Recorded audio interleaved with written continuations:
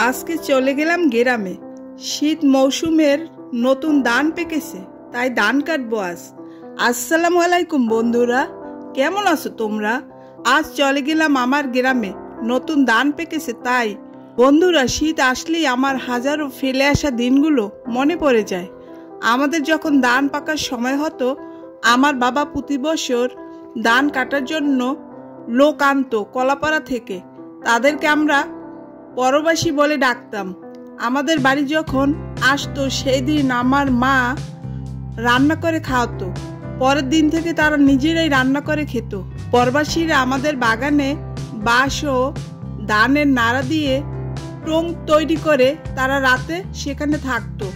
বন্ধুরা, আমি তাদের সাথে ধান কাটা দেখতে প্রতিদিনই যেতাম, কিন্তু আমি একটা সাজে নিয়ে যেতাম। কতগুলো ধান বসে বসে কেটে আনতাম।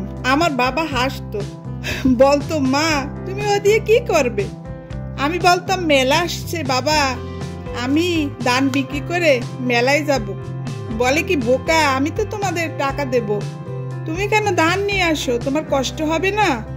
সেই সব দিনগুলো কিভাবে ভুলে যাই বলো? আমি যখন আজকে আমার দুলাভাই হয়, আমার চাচাতো বোনের স্বামী, সে আমাদের জমি বর্গাবাগে চাষ করে। তাকে আমি জিজ্ঞেস করলাম ফোনে, ধান কাটবে কবে? সে আমাকে বলে, আজকেই চলে আসো, দেখতে হলে ধান পেকে গেছে। আমি চলে গেলাম গ্রামে, ধান কাটবো আজকে। এই যে দেখছো আমার চাচাতো বোন, ওনার স্বামী আমাদের ধান কাটে। আমি এখন সরাসরি সেখানে চলে যাচ্ছি, আমি এখন ধান কাটবো। বন্ধুরা, গ্রামের এই দৃশ্য সরাসরি তোমরা না দেখলে অনুভব করতে পারবে না, এতে যে এতই আনন্দ। আমরা প্রতি বছর ধান পাকলে দেখতে যাই শীতের মৌসুমে। বন্ধুরা, দেখছো আমি যে ধান কাটছি, এই আনন্দ অনুভূতি কাউকে বোঝানো যাবে না। সরাসরি এসো, কাছ থেকে দেখলে বুঝতে পারবে এর আনন্দ। আসলে কি জানো, কৃষকেরা অনেক কষ্ট করে এই ফসল ফলায়। যখনই ভালো ফলন হয়, তখন তাদের মনে খুবই আনন্দ লাগে। বন্ধুরা, আমি যতটুকু ধান কেটেছিলাম ততটুকু আমি বাড়ি নিয়ে যাচ্ছি।